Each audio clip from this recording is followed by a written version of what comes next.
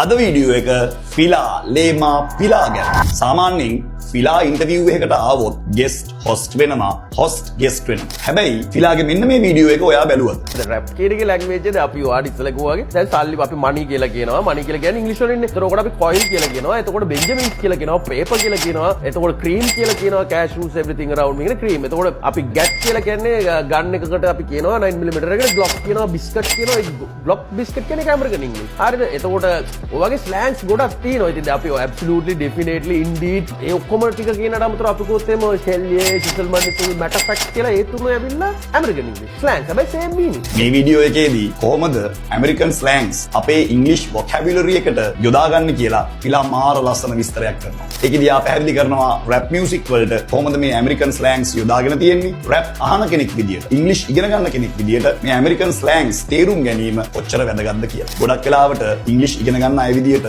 අපිට ස්පෝකන් ඉංග්‍රීසි වගේම රිටන් ඉංග්‍රීසි අමාරු වෙන්නේ මේ ස්ලෑන්ග්ස් ගැන සමහර වෙලාවට අවබෝධයක් නැති හින්දා. ඉතින් ෆිලාගෙන් හරි ඔයාලට ස්ලෑන්ග්ස් ඉගෙන ගන්න පුළුවන් නම් මේ වීඩියෝ එක බලලා ඉංග්‍රීසි ස්ලෑන්ග්ස් ඔයාගේ ලැන්ග්වේජ් එකට එකතු කරගන්න අමතක කරන්න එපා. ෆිලා ලේමා පිලා වගේ